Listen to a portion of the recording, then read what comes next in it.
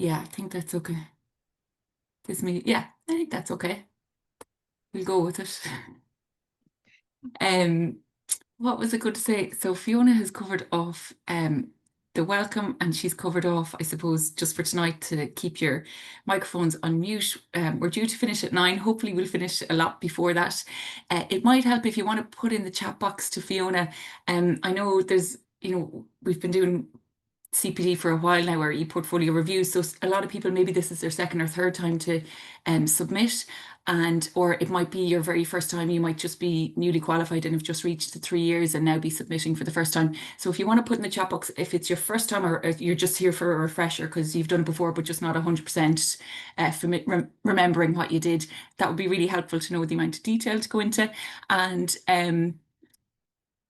I just want to tell you about the role of the peer support pharmacist as well. So I suppose myself and Fiona are both peer support pharmacists for a long time now, and we support the IIOP with giving these kind of CPD and ePortfolio webinars. We support with the webinars on the Wednesday nights as well. And I suppose we help the IIOP explain what CPD is and the role of the IIOP, and we give insights and feedback back to them about things from listening to other pharmacists around the place. So I suppose by the end of today, we really want that you will understand the 2025-26 ePortfolio review standards and how to assess against them, and be familiar with the timeframe for the review, know where to find supports, and know how to ask questions and get things. And I suppose on the questions bit, Fiona will be keeping an eye on the chat box. So if you do have questions, you can pop them in there and she can put them to me as we go through the evening. Or if you want to, at the end, maybe if you're not comfortable putting your camera off or talking at the end when we stop recording, you can just ask us questions directly at the end, whatever you're more comfortable with. But we should cover everything for you. And I suppose what we won't be covering is the legislative requirement of CPD or the structure of the IIOP, how to create a CPD cycle, or anything about practice review process. Okay, so straight into it. What is ePortfolio review? Well, the CPT legislation was published in 2016 and the first ePortfolio review happened in 2016-17. The PSI is responsible for the selection process, and all pharmacists 3 years or more qualified can expect to be called once every 5-year period. The review is peer-led and pharmacists agree the standards for the review. I suppose I have been called, like many of you probably on the call today, for ePortfolio review this year. So back in July, I got the email from the PSI to tell me that I was randomly selected for ePortfolio review. The point now is if there was anyone with mitigating circumstances, they can submit them to the PSI. And then in October time, the IIOP will send you an email to notify you that they have now been notified that you have been selected for ePortfolio review. I suppose the really important date for this year is the submission window. So that's from Monday the 5th to Sunday the 25th of January. And there's probably no harm to stick that into an alarm or an alert on your phone or your email at the minute, because when we go on later, that's the point that the Ready Reckoner will be open, but that's the point that you need to do your first submission. So it might be no harm to have an alert to remember that date.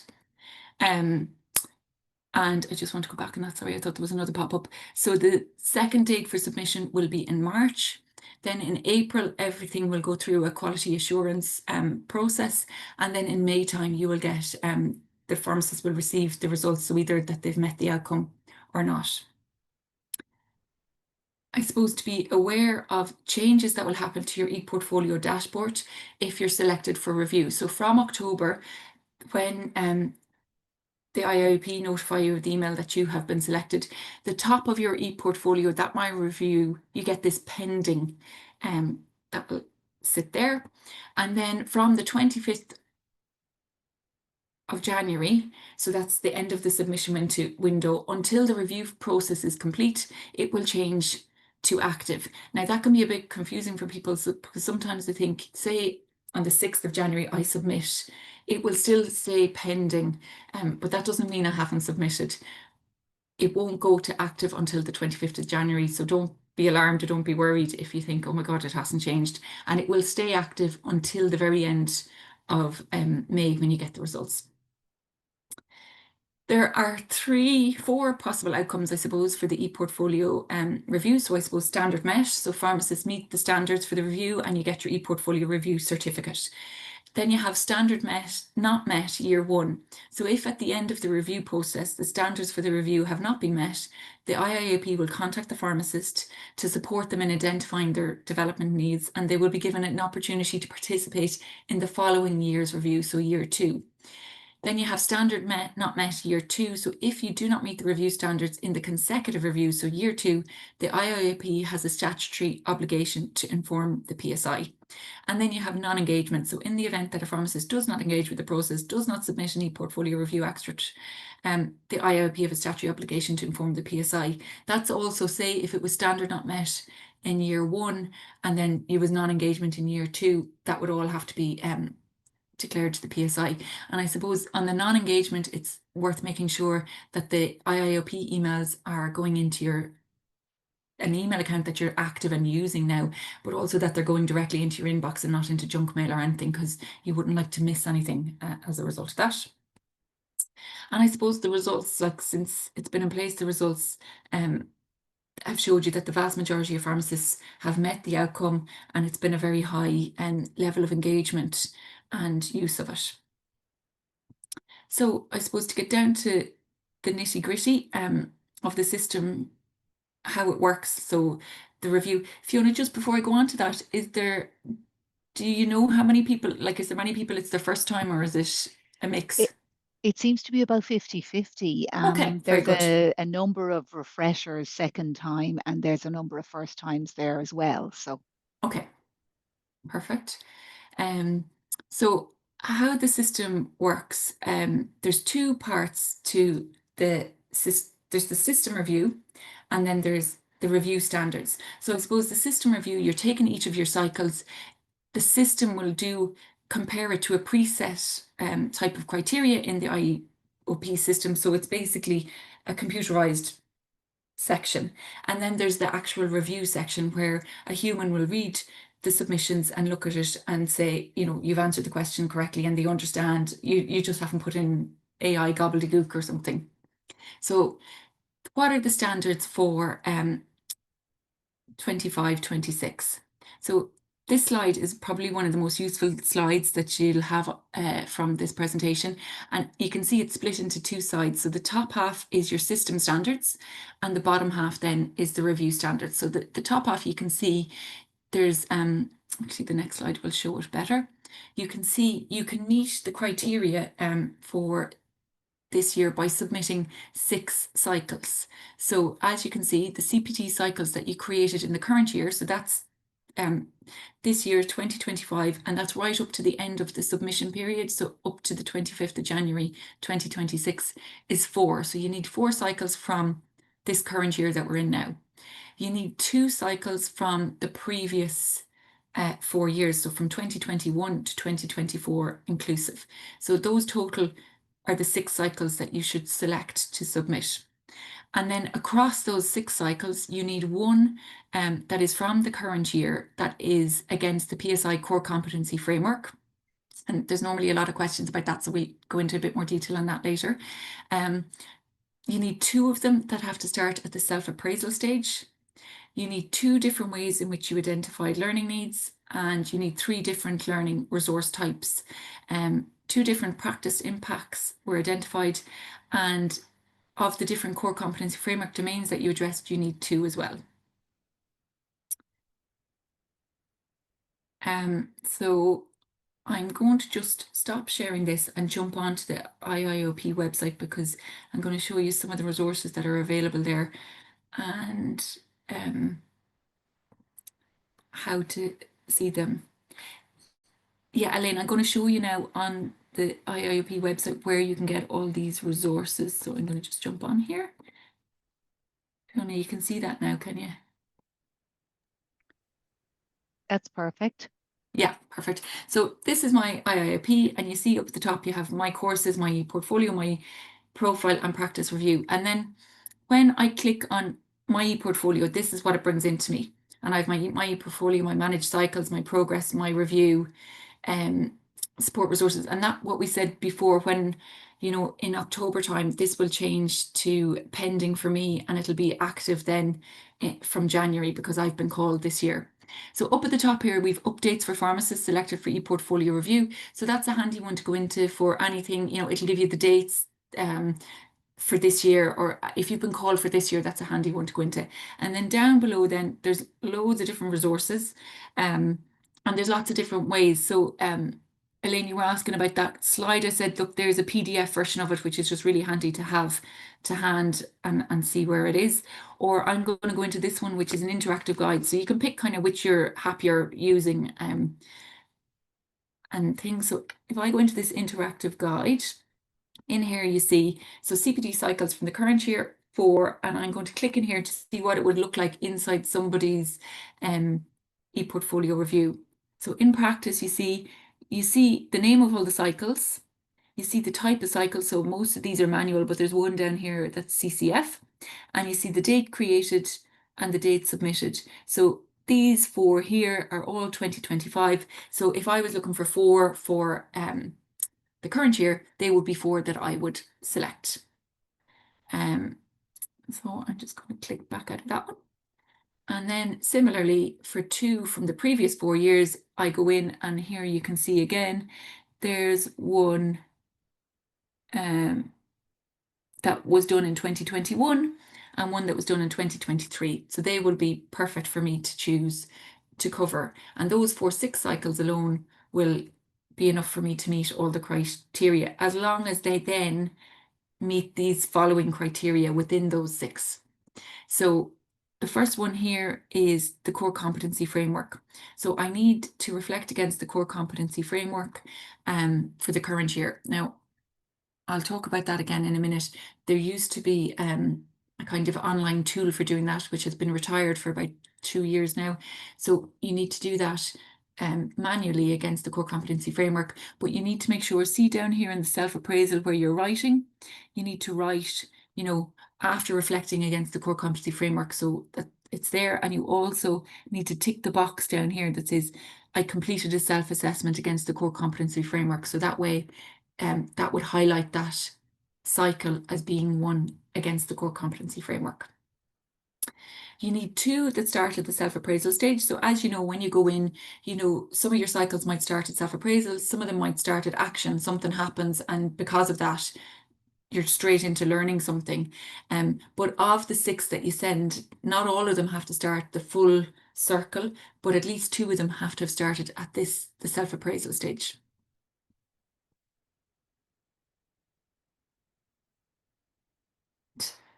The different ways of learning. So in the self-appraisal stage, down at the bottom here, you can see there's different ways of learning. So you could have done the core competency framework, as you said, you could have done a practice audit, you might have had a discussion with peers or other professionals, managed an issue which arose during my work, received feedback about my performance, or self-reflection. So of these, you need to, across your 6 cycles, have at least 2 different types of learning or development needs ticked there. So if the 6 all had just the same one, discussed with peers, you wouldn't meet the criteria. It would need to be at least 2 different ones.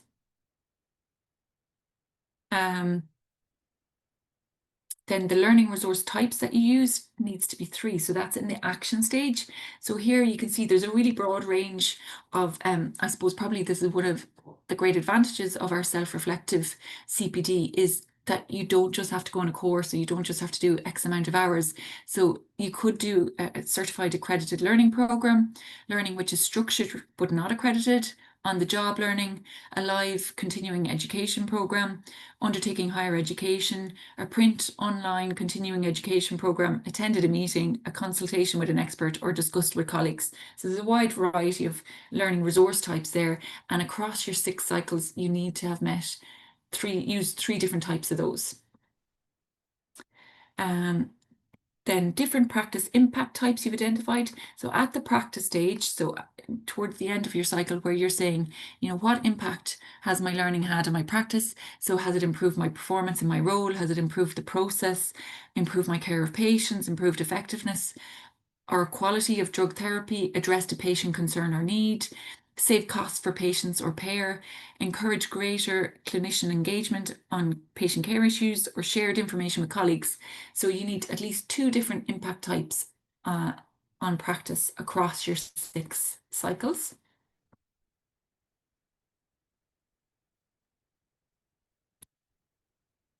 And then the last one is the different core competency domains that you have addressed. So here you can see, in this example, you can see they've ticked professional, and it's the practice is legal and ethically. So across this, personal, professional, organizational, and management skills, pharmacy care and public health, across your 6 cycles, you need to have hit 2 of the core competency domains. So that's where all those resources are. That interactive guide is particularly useful. And I also think the PDF of the standards is also very useful. So I'm going to stop sharing and go back to the presentation. I don't know, Fiona, if there's any questions at this point on No, those. no. No, great. So I just get the PowerPoint back up. Now that's where we were. So yeah, the CSAT. So I've already hit on this before, but the IIOP Core Competency Self-Assessment Tool, which was the original thing that was developed for the Core Competency Framework, was retired on the 14th of November 2023. So you can still use any CSAT cycles that were generated for that time, and they could be used to meet the criteria of the 2 cycles that were done in the previous 4 years, but they would not be able to be used to meet the criteria for a current year cycle that has reflection against the core competency framework. And you probably remember when they were in your ePortfolio review, they had a little CSAT symbol beside them, and so you might have old ones of them still there. Okay, so how will I know what cycles to submit? So what's really, really useful and helpful is the Ready Reckoner, and this is an online tool which will be on the ePortfolio dashboard.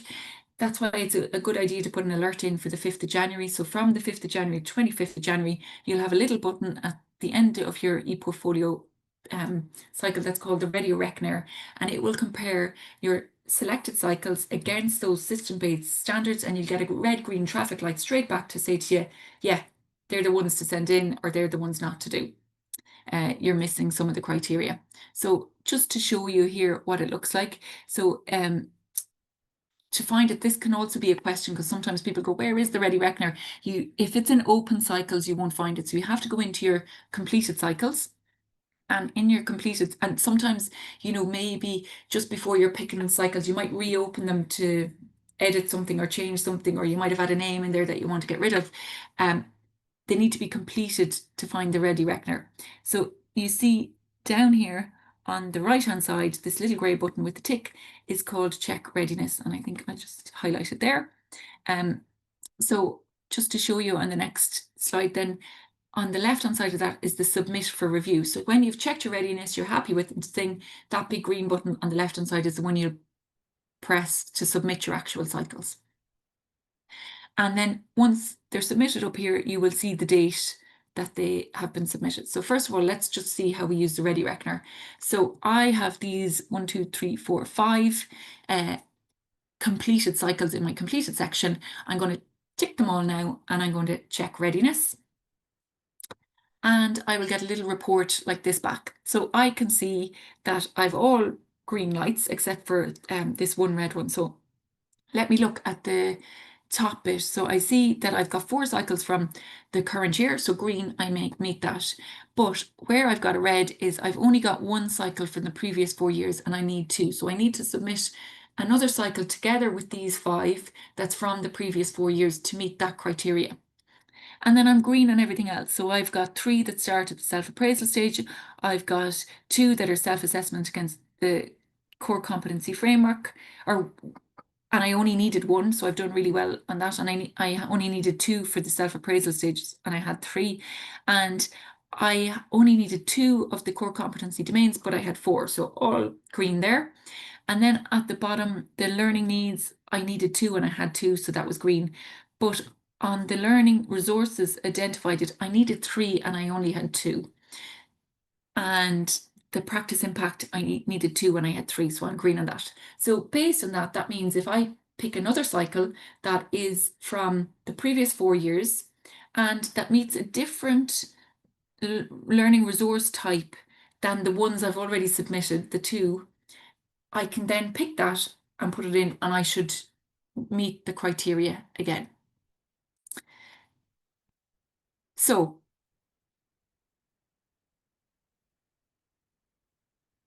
this one, I have picked the extra cycle, put it in, and you can see I'm all green lights and I'm on track. So they will be the cycles that I would pick and send in to meet the system-based criteria. So what if I forget to use the check readiness function? And that can happen, but don't worry. If you're within, so this is probably why I would say to you between the 5th and the 25th, don't leave it till the last minute to look at this, because if, say, this happened to you on the 5th or 6th, you've loads of time to pick another cycle and send it in. Where if you're very to the wire on the 25th and this happens, you could be under pressure, putting yourself under undue pressure to find an extra cycle or figure it out. But say I picked the same 5 cycles that I've just showed you and I hit the submit for review button, I get this view. So it tells me that the 4 and 4 I met and I don't have any action required, but I have this other button that says action required. This like kind of alarm bell around the previous 4 years and around the resource types.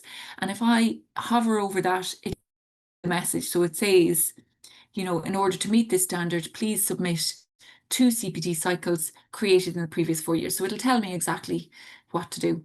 And I see the same here. I need a third learning resource type identified. And so then you can see I can no longer tick these 5 ones that I've already sent in, because you can see there's a tick there, they've already been submitted. And once something has been submitted, it can't be submitted again.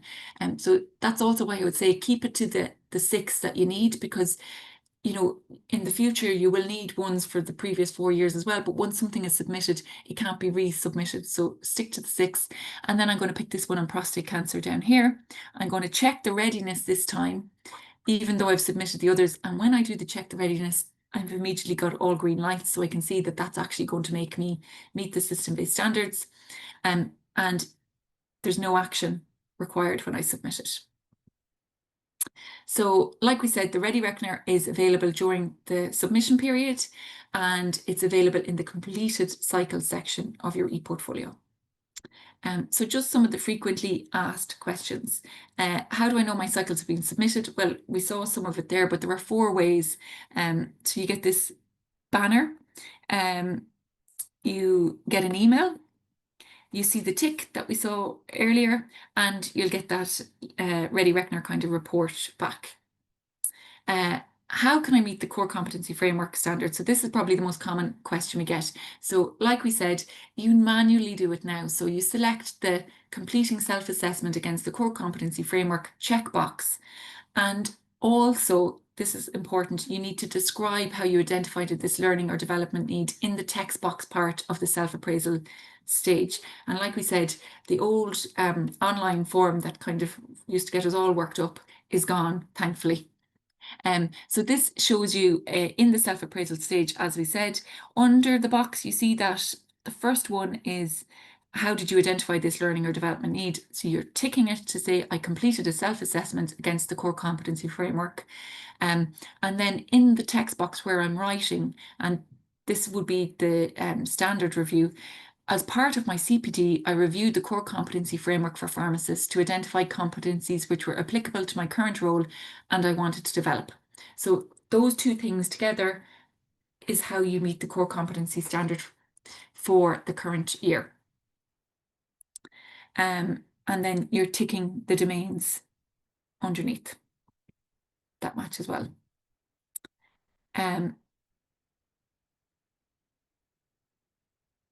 These were the old cycles, and this is what I told you before. They used to have a bubble beside them that said core competency framework.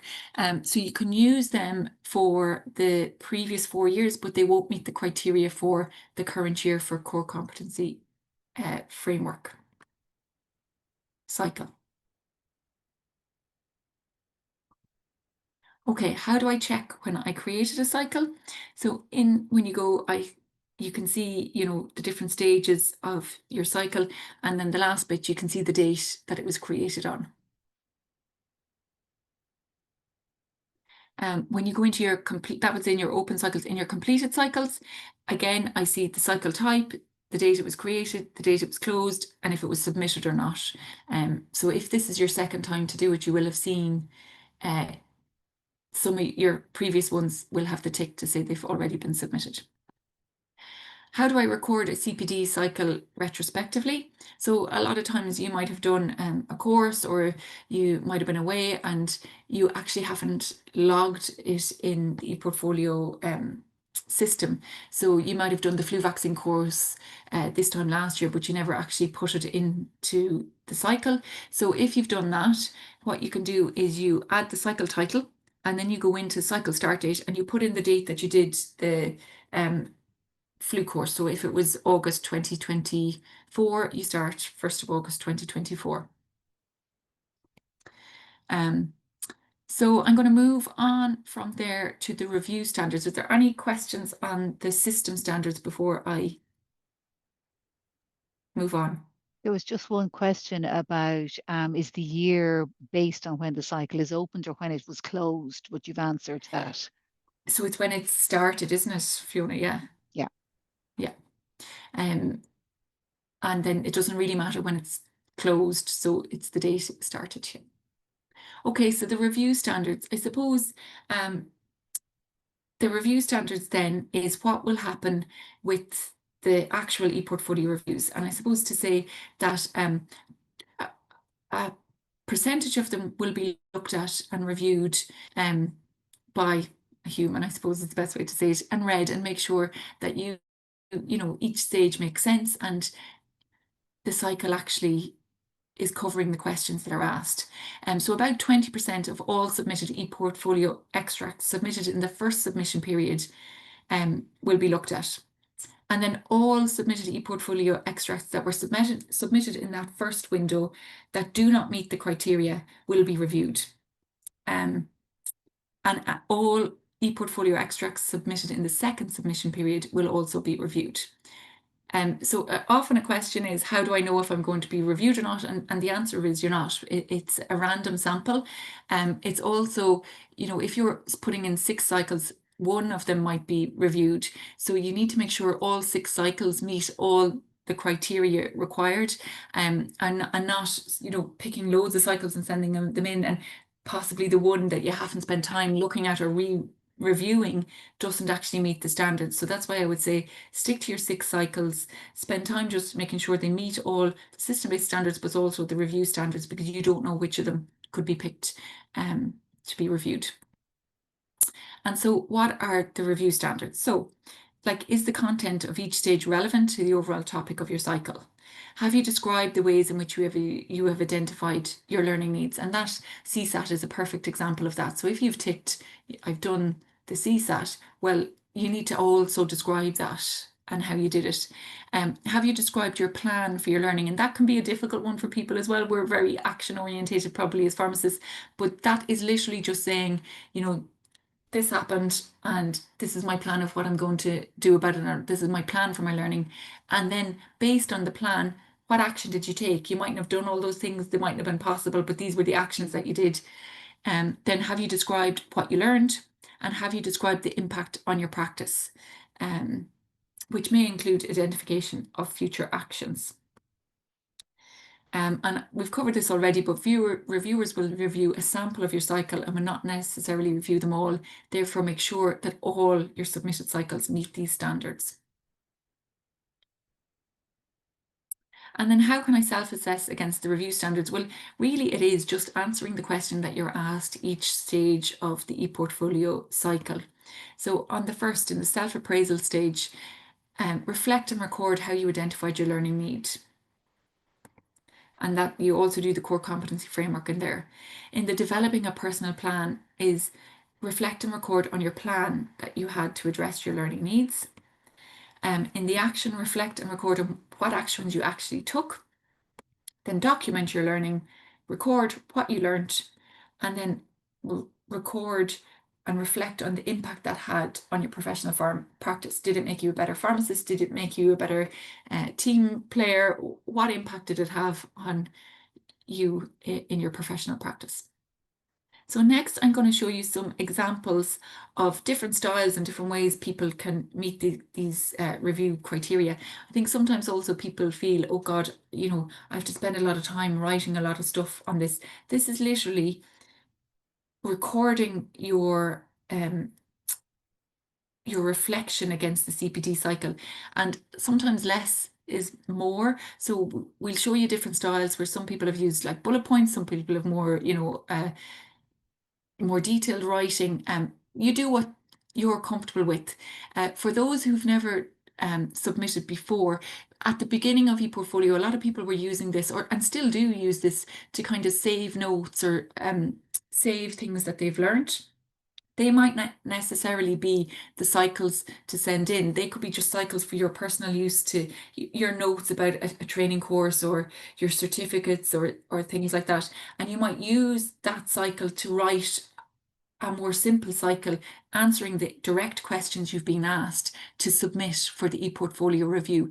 Because if in the document you're learning, you're putting in pages and pages of notes on renal that you've learned on a renal course, that doesn't necessarily answer the question of reflect and record on what you learned, where you can just literally write, I went on a renal course and I brushed up on X, Y, and Z, or uh, this was something I had forgotten about and I'm now more aware of, rather than putting pages and pages of notes. So you can still use it as a method for saving notes, but they not necessarily how you would submit, if that makes sense.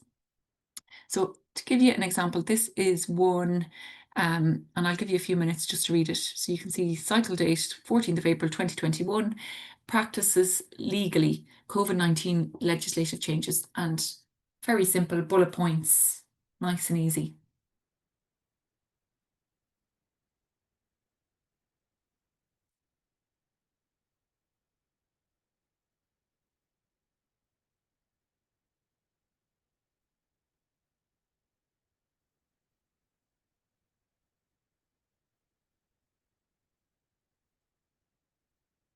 I think some of the things to highlight here is probably the first bit in the self-appraisal. So you can see this is one against the core competency framework, and they've stated it, having self-assessed against the core competency framework, one of the competencies I identified to develop was practices legally. And then the other one, which I think is good because people struggle with it a lot, is the plan. So literally, I plan to look up recent changes to legislation, figure out what this will mean in practice, update procedures in store to reflect this change, update staff. And then your action then is, I actually did this. So I read the amendments to the legislation allowing for the electronic transfer of prescriptions. I read the update from the PSI. I printed out the joint guidance from the PSI, IMC, and HSE. I delivered staff training. And then document your learning, what I learned, and then the impact on practice. I'm able to provide patients and local prescribers with current and up-to-date information. I've been able to update processes in store, train all my staff. I want to know more about health mail, so I might get in touch with a colleague who's used it before to find out more. So nice, simple uh, bullet point, but the key thing here is each question has been answered across the cycle. And that's probably the key takeaway for you. Here's a different one, managing my time. And again, this gives you an example of, it doesn't necessarily have to be all clinical CPD that you're putting in. It has to be CPD that is relevant to your role. So depending what your role is, your CPD has to be relevant to that.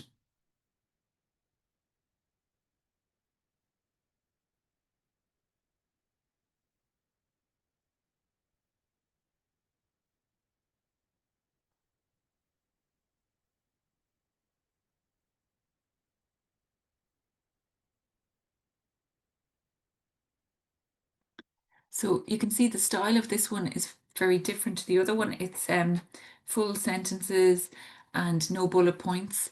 Again, it's an example of one that's non-clinical. So but it shows you again the core competency framework, which is good to see. So I completed a self-assessment against the core competency framework. One competency that stood out to me was organization and management. I'm always chasing deadlines, etc. The personal plan, you can see they've said, oh, well, HR offer this workshop, time matters. According to the agenda, there's lots of aspects in it that might make me more effective at work, including time management, moving things along quickly, common pitfalls. I'm going to book into it. That's my plan. And I'm also going to link up with Dan, an old colleague of mine who I've always admired for his organizational skills. And then the actual action, I attended the workshop. It was extremely helpful. I had lunch with Dan and he gave me tips on how to manage my calendar in Outlook.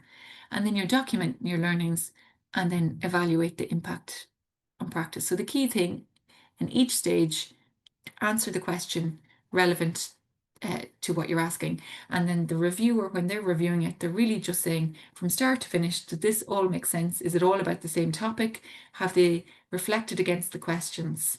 And if so, if you do that, you will meet all the review standards. Okay. And here is another one, probably very relevant for tonight, and that you could use or probably have to do something similar.